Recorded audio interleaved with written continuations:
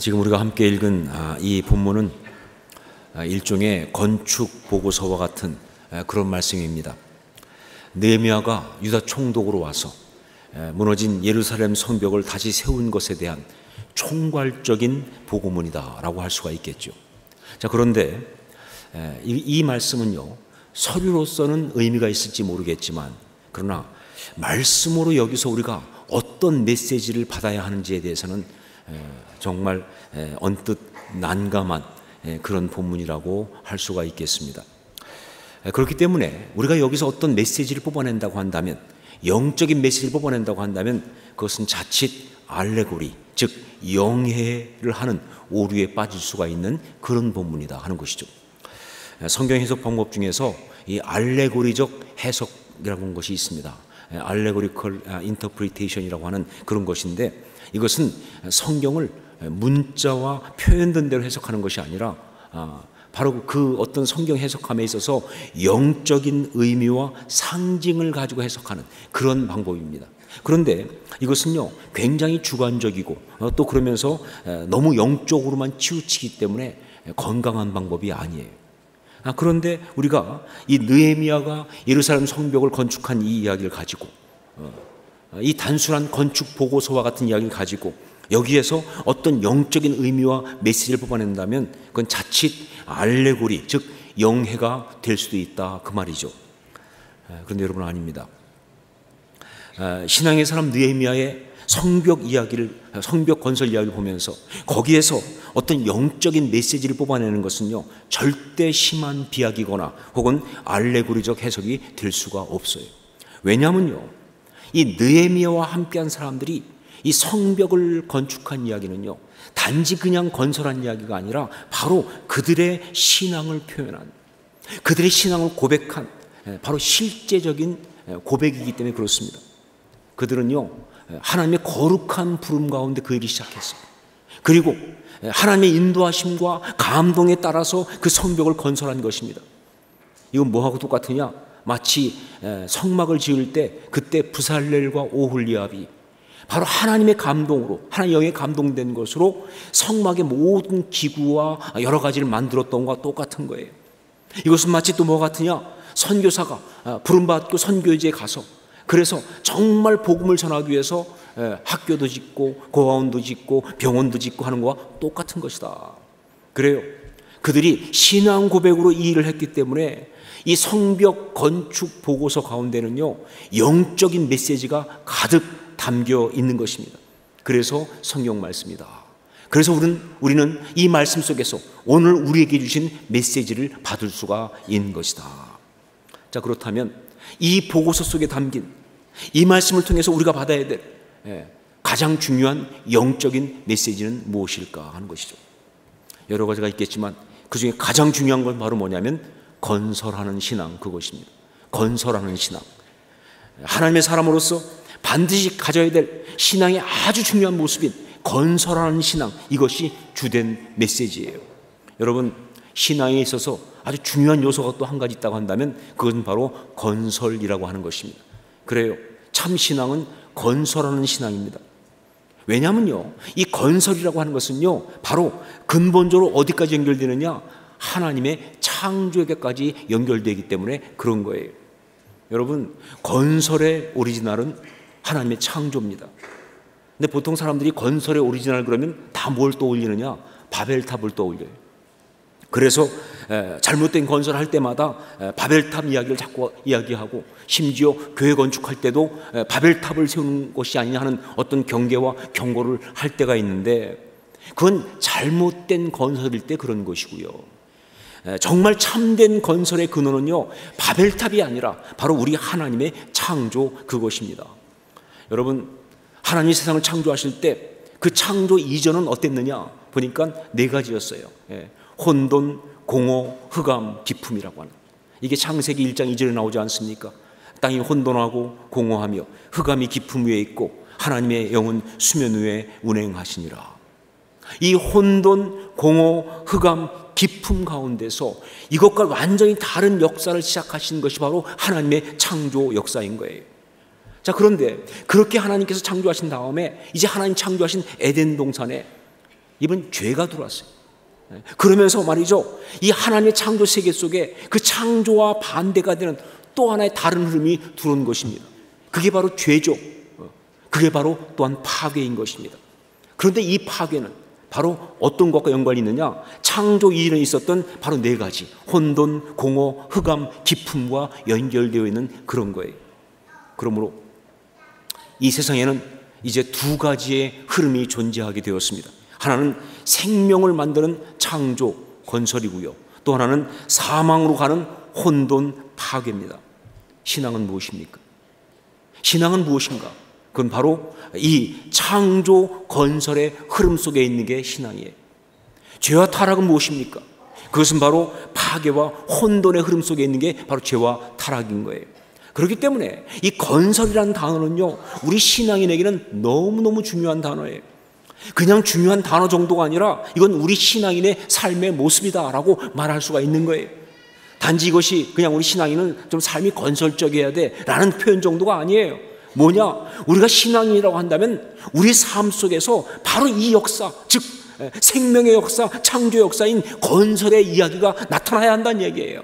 파괴와 그리고 모든 어떤 그런 혼돈을 이기는 그런 어떤 영적인 역사가 있어야 한다는 것입니다. 그래요. 신앙인은요, 정말 그가 어떤 곳에 가 있든지 간에 그가 진짜 신앙이라고 하면 그 있는 곳에서 언제나 하나님의 아름다운 것들을 만들어내며 그 하나님의 아름다운 것을 지켜나가는 사람들이에요. 가정이든 직장이든 공동체든 상관없이 그는요, 정말 창조와 그리고 건설하는 그런 일을 감당하는 사람이 진짜 신앙인이에요. 그런데 만약 그가 신앙이라고 하면서 가는 곳에서 어떤 공동체를 혼돈에 빠뜨리고 갈등시키고 무너뜨리고 절망시키고 그러면서 정말 파괴한다고 한다면 그건 신앙인이 아니다 하는 거예요. 신앙은 정말 하나님의 창조 이야기, 그 건설을 이루는 것이 바로 신앙의 모습이라는 것입니다. 바로 이런 맥락에서 느헤미야의 성벽 건설, 이 성경 이야기를 우리가 이해를 해야 합니다. 그래요. 이것은 건설하는 신앙, 그걸 제대로 보여준 그런 말씀이에요. 자, 그렇기 때문에 우리는 이 느헤미야의 성벽 건설 이야기를 통해서 이제 건설하는 신앙이라고 하는 이 신앙을 우리가 갖고 나갈 때 어떻게 해야 하는지, 어떤 것이 건설하는 신앙 이것인지, 바로 그 비밀, 그 방법을 우리가 또한 배울 수가 있는 것이다 하는 것이죠. 첫 번째로 무엇보다 먼저 알아야 할 것은요, 우리가 건설로서의 신앙의 삶을 살아간다고 할 때 바로 우리가 건설하는 것은요, 그게 무엇이든지 공통적으로 다 하나님의 나라여야 한다는 그 사실이에요. 우리가 건설하는 것은요, 하나님의 나라여야 한다. 지금 느헤미야는요, 성벽을 건설하고 있어요. 그런데 이 성벽을 건설할 때 굉장히 반대가 많았어요. 왜 반대가 많았느냐? 여러 가지 이유가 있겠지만 가장 주된 이유는 바로 그는 성벽을 건설하면서 사실은 하나님의 나라를 건설하고 있기 때문입니다. 그래요. 사실 느헤미야가 성벽을 건설하면서 페르시아로부터 이스라엘을 독립시키겠다 그런 생각은 없어요. 즉 이스라엘이라는 나라를 세우겠다는 것은 없다 그 말이에요. 하지만 느헤미야가 성벽을 건설하면서 그 마음속에 가지고 있는 건 뭐냐? 하나님의 신앙 공동체, 그것을 제대로 지키고 보호하겠다는 그 마음은 있어요. 즉 하나님 나라를 세우겠다는 거예요. 그렇기 때문에 이 성벽 건설은요, 하나님 나라를 세우는 거예요. 여러분, 그렇습니다. 우리가 정말 살아야 할 신앙의 삶이 건설하는 삶이라고 한다면 그 건설은 반드시 하나님의 나라여야 합니다. 그게 한 개인의 삶이든 그게 가정이든 그것이 교회든 직장이든 그 이 사회와 역사든 상관없이 다 하나님의 나라를 세우는 것, 그것이 되어야 한다는 것이죠. 예수님께서 이 땅에 오셔서 하시려고 했던 건설이 뭐였습니까? 바로 하나님의 나라 아니었어요. 구약에 나오는 그 많은 신앙의 사람들, 신약에 나오는 그 많은 신앙의 사람들, 교회사를 통해서 있었던 수없이 많은 신앙의 인물들, 지금도 사역하는 많은 사역자들이 다 생명을 걸고 하고 싶은 게 뭐예요? 하나님의 나라를 이루는 것이다. 그게 그들의 삶의 이야기예요. 그러므로 우리는요, 우리가 정말 신앙 가운데 제대로 건설하는 삶을 살기 원한다고 한다면 우리의 삶을 통해서 다른 것이 아닌 하나님의 나라를 이루어야 한다고 하는 이 기본 개념을 절대로 잊어서는 안 되는 거예요. 우리는요, 하나님의 나라를 건설하는 사람들입니다. 이게 우리들의 이야기예요. 두 번째, 그런데 이런 하나님의 나라를 건설하기 위해서 우리가 무엇인가를 세운다고 할 때 즉 신앙인으로서 건설하는 삶을 이제 살아간다고 할 때 제일 먼저 해야 될 것이 뭔가? 그것은 바로 경계, 즉 바운더리를 세우는 것이다. 가장 먼저 할 것은 바로 경계, 바운더리를 세우는 것이다. 느헤미야는 지금 성벽을 세우고 있습니다. 성벽이 뭐예요? 다른 말로 하면 성벽은 뭘 말합니까? 경계를 말하는 거예요. 그러니까 그는 지금 경계를 세우고 있어요. 그는 하나님 나라를 세우기 위해서 바로 경계를 먼저 세우고 있는 거예요. 이게 바로 그의 건설 이야기의 핵심이에요. 여러분, 하나님이 천지를 창조하실 때 하신 일 가운데 가장 중요한 건 역시 뭐냐면 경계를 세우신 것, 그것입니다. 빛을 통하여 어둠과의 경계를 만드셨어요. 그리고 궁창을 통해서 공간의 경계를 만드셨어요. 해와 달과 별을 통해서 낮과 밤 시간의 경계를 만드셨어요. 물과 육지를 나누어서 지리의 경계를 만드셨어요. 에덴 동산도요, 어떤 경계 속에 있는 게 에덴 동산입니다. 그리고 그 에덴 동산 가운데 있던 선악을 알게 하는 나무의 과실은 먹지 말라고 하신 그 무슨 뜻이냐? 경계 설정이에요. 정말 하나님께서 사람과 동물을 구분하신 것도 경계를 세우신 것이고요, 무엇보다 남자와 여자를 만드시고 그 역할을 분명히 다르게 하신 것도 경계를 세우신 거예요. 이게 하나님의 창조 이야기입니다. 우리의 건설도 마찬가지예요. 우리가 정말 하나님의 창조와 연결된 아름다운 그런 건설하기 원한다고 한다면 올바른 경계를 세우는 것이 건설의 아주 중요한 첫 번째 요소예요. 참과 거짓의 경계를 세워야 합니다. 올바름과 그릇됨 사이에 경계를 세워야 합니다. 선한 것과 악한 것 사이에 경계를 세워야 하는 거예요. 신앙의 사람이 가야 할 그 길과 그리고 가서는 안 되는 그 길 사이에 경계를 분명히 세워야 하는 거예요. 하나님이 원하시고 기뻐하시는 일과 하나님을 실망시키고 가슴 아프게 할 일 사이에 경계를 분명히 세울 수가 있어야 한다는 거예요. 특별히 무엇보다 이 느헤미야가 무너진 그 어떤 예루살렘을 갖다가 회복하기 위해서 이 무너진 성벽을 갖다가 건설한 이 이야기를 통해서 주고 있는 아주 중요한 메시지는 바로 뭐냐? 이렇게 무너지고 깨어지고 흐트러진 삶을 회복하기 원한다고 한다면 가장 먼저 무너진 경계를 다시 세워라, 그 메시지예요. 여러분, 그렇습니다. 우리가 살아가면서 어떤 거는 삶에 무너짐이 있다고 할 때, 혹은 어떤 좀 삶 가운데 어려움이 있다고 할 때 사실은요, 거기 보면요, 경계가 무너진 거예요. 마음에 나도 모르게 관계 속에서 삶의 습관과 어떤 가치관과 행동에 있어서 정말 어디까지가 참이고 어디까지가 바른 것이고 어디까지 괜찮은 것인지, 이게 내가 타협하다 보니까, 욕심 가운데 굴복하다 보니까, 또 어떤 그런 죄 가운데 그냥 같이 참여하다 보니까 경계가 무너진 거예요. 그래서 삶이 무너지고 있는 거예요. 그렇기 때문에 정말 진정한 회복의 시작은 뭐냐? 그 가운데 선명하게 경계를 세우는 게 중요하다는 것이죠. 정말 아닌 것은 아닌 거예요. 포기할 수 없는 것은 절대 포기 못하는 거예요. 정말 바른 건 바른 것입니다. 틀린 건 틀린 거예요. 이 경계를 세우는 일이 너무너무 중요하다. 그런데 이 경계를 세우기 위해서 정말 중요한 게 있어요. 뭐가 중요하냐? 말씀이 중요해요. 다른 거로 경계 못 세웁니다. 말씀으로 경계 세우는 거예요. 그러니까 신앙인은 뭐라고 말할 수 있느냐? 말씀으로 삶의 경계를 제대로 세우는 사람, 그게 신앙인이다, 그 얘기예요. 자, 그런데 오늘 말씀에 의하면 이렇게 경계를 세우면서 이 경계가 정말 바른 경계, 건강한 경계가 되기 위해서 먼저 세워야 될 중요한 것 두 가지가 있다 하는 걸 볼 수가 있어요. 우리 1절 말씀을 함께 읽도록 하겠습니다. 1절 같이 읽습니다. 그때 대제사장 엘리야십이 그의 형제 제사장들과 함께 일어나 양문을 건축하여 성별하고 문짝을 달고 또 성벽을 건축하여 한메아 망대에서부터 하나넬 망대까지 성별하였고, 이 말씀에 보면요, 두 가지가 굉장히 강조되고 있어요. 하나가 뭐냐? 문. 그리고 또 하나가 뭐예요? 망대입니다. 이 문과 망대라는 것, 이게 중요해요. 문이라는 건 뭐냐? 그것은 그 경계가 정말 건강하고 바른 경계가 되기 위해서 꼭 필요한 게 문이에요. 만약에 문이 없다면요, 그 경계는요, 우리를 가두고 고립시키는 감옥입니다. 다문이 있는데 문이 없다, 그건 감옥이죠. 그렇죠? 반면에 문이 있긴 있는데 그것이 아주 부실하고 약한 것이라면요, 그 경계는 있으나 마나. 담이 있으면 뭐합니까? 문이 다 열려 있는데 말이죠. 문은요, 통할 것은 통하고 막을 것은 막는 것이 문이에요. 열어줄 땐 열어주고 닫을 땐 닫는 것이 문입니다. 마음이든 사귐이든 가정이든 교회든 열려있을 때는 열려야 되고요, 그리고 닫을 때는 닫을 수 있어야 돼요. 받아들이고 교제할 때는 받아들일 수 있어야 돼요, 얼마든지. 그러나 정말 그렇게 하면서도 악하고 해로운 것, 잘못된 것은요, 단호하게 거절할 수 있어야 돼요. 그것이 바로 바른 것입니다. 이런 소통과 나눔이 있으면서 동시에 선명함을 유지할 수 있는 신비함이 바로 문을 통해 일어난다는 것. 그것이 바로 문이에요. 문의 건설은요, 경계를 세우는 데서 굉장히 중요합니다. 그렇다면 그 문은 구체적으로 뭘 말할까? 무엇을 문이라고 할 수 있을까? 제가 이것을 묵상하다 보니까 내린 결론이 뭐냐? 사랑, 그것입니다. 사랑이 문이에요. 사랑이. 사랑의 마음, 사랑의 관계, 사랑의 모든 것.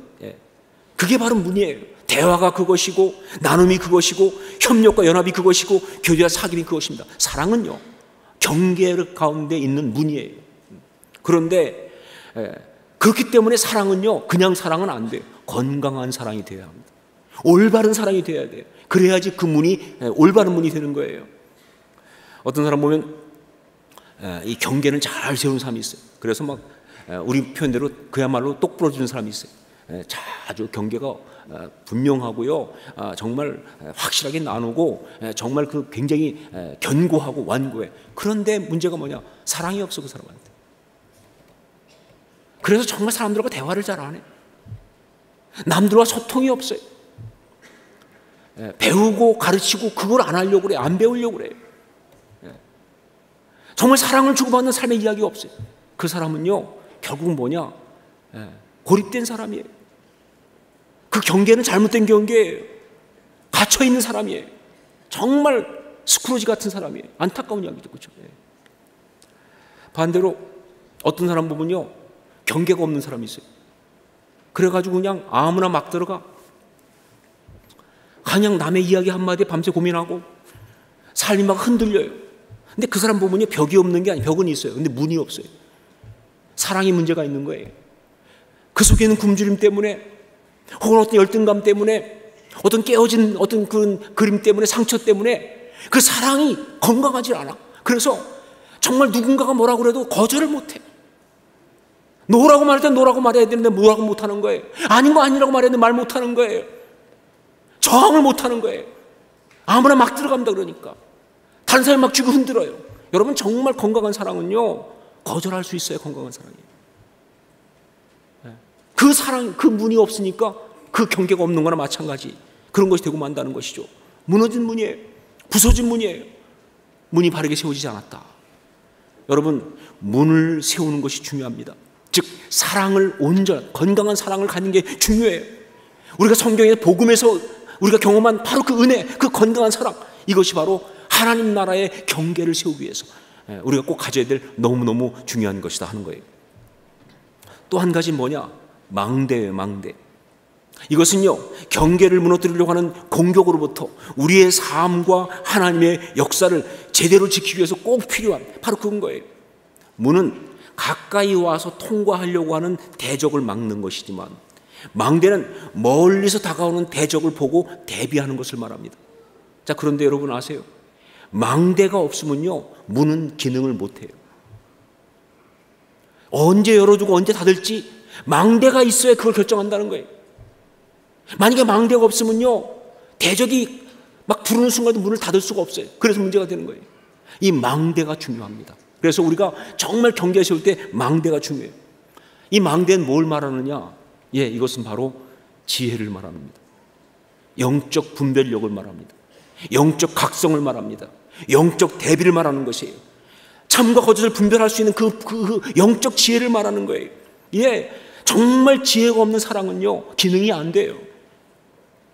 절대 경계를 만들 수가 없어요. 그래서 우리는 말씀이 필요한 거예요. 하나님 말씀이 있어야만이 이 경계가 설정이 가능하다는 거예요. 그래서 자, 그런데 세 번째로 이렇게 건설하는 삶을 살아가면서 또 하나 반드시 알아야 될 것이 있습니다. 그건 뭐냐? 절대 혼자서 건설하는 것이 아니라는 거예요. 정말 참된 건설하는 삶은요, 함께 나누어 협력하여 해야 한다는 거예요. 함께 나누어 협력해서 해야 하는 것이 바로 참된 건설하는 신앙의 모습이라는 거예요. 여기 성벽 건설하는 이야기를 보세요. 여기 보면요, 느헤미야의 복을 보면요, 굉장히 많은 이름들이 나오잖아요. 그렇죠? 뭐 발음하기 힘든 이름이 얼마나 많이 나오는지, 우리가 정말 6절까지만 읽어서 그렇지 끝까지 읽었으면요 다 방언 터졌어요. 발음이 안 돼. 너무 많은 이름이 나와요. 왜 그렇게 성경이 이름을 소개하고 있겠습니까? 성경이 일일이 이름을 소개하고 있는 이유가 뭐겠어요? 느헤미야 혼자 한 것이 아니라는 것이죠. 함께 했다는 것입니다. 나누어서 그것도 그렇게 함께 정말 그 성벽 전체를 갖다가 조금씩 구역을 나누어서 각자 맡은 부분을 같이 하면서 협력해서 그 성벽을 이뤘다는 거예요. 그래요. 하나님 나라 건설은요, 그것이 무엇이든 절대로 혼자 하는 것이 아닙니다. 함께 연합해서 이루는 것이 바로 하나님 나라예요. 그래야 정말 제대로 된 건설의 역사가 일어나는 것이다, 그 얘기죠. 물론 일하다 보면요, 함께 하는 것이 훨씬 더 힘들고 어려울 수 있어요.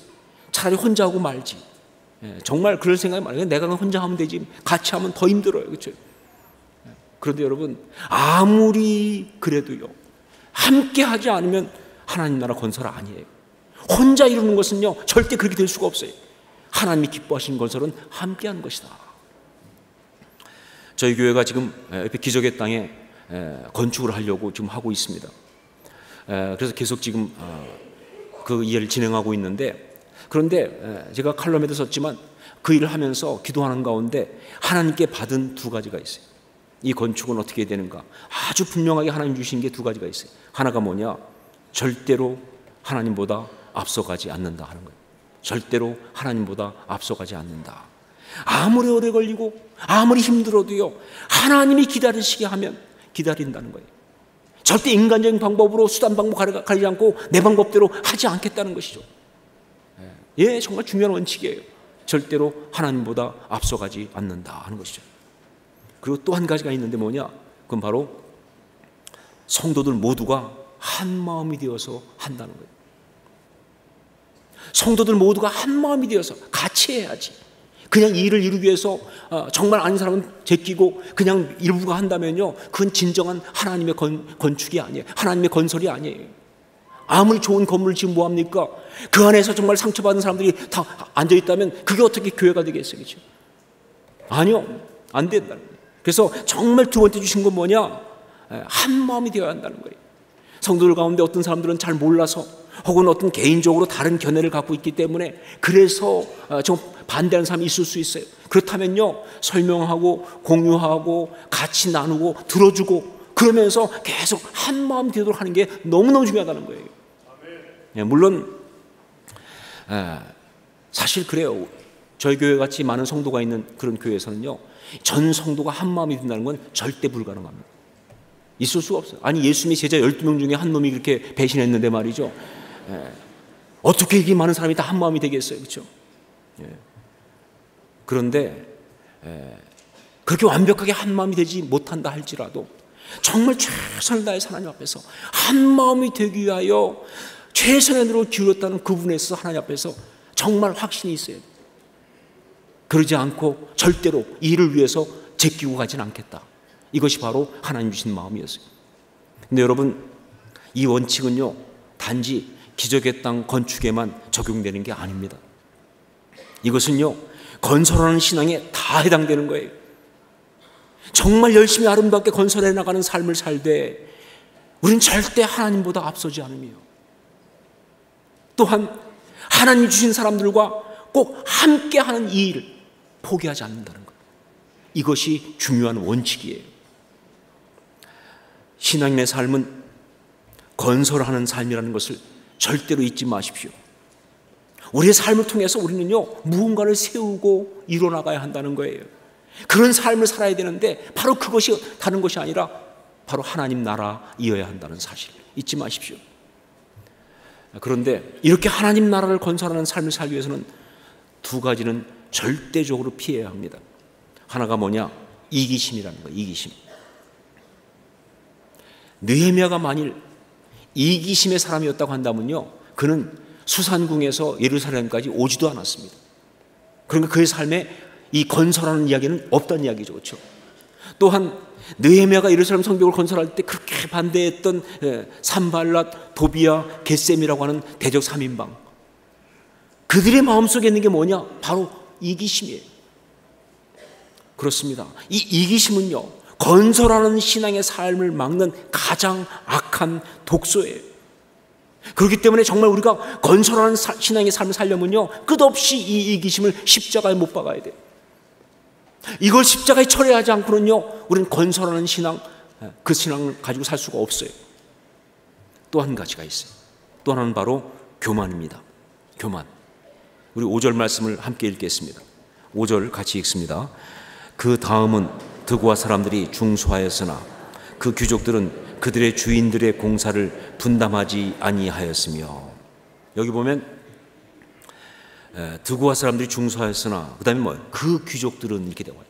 누굴 말하느냐? 이 귀족들은 누굴 말하느냐?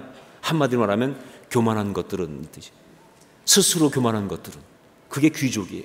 우리는 귀한데, 우리는 높은데. 그런데 그들은 그들의 주인들의 공사를 분담하지 아니하였습니다. 그들의 주인이 누굴 말하느냐? 하나님을 말하는 것입니다. 하나님의 일임에도 불구하고 그들은 그걸 참여하지 않았다는 거예요. 여러분, 그렇습니다. 교만한 자는 절대로 하나님 나라를 건설할 수가 없어요.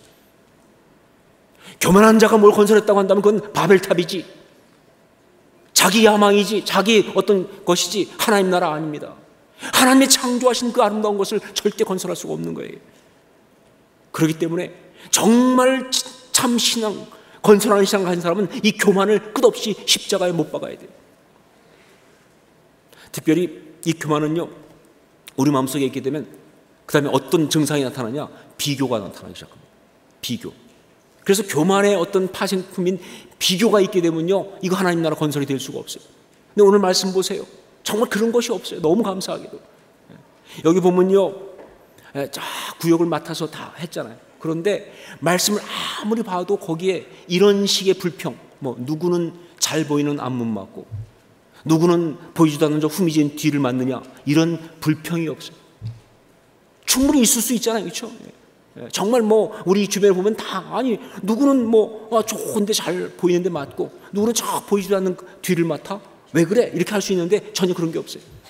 더구나 문 같은 것도 보니까 각 여러 문이 있는데 누구는 샘문이나 양문을 맡고, 얼마나 폼납니까? 샘문, 물 길어 들어오는 샘문이니까 정말 그 문 자체가 볼 때마다 얼마나 멋있어요. 그냥 물이 들어오고 하니까.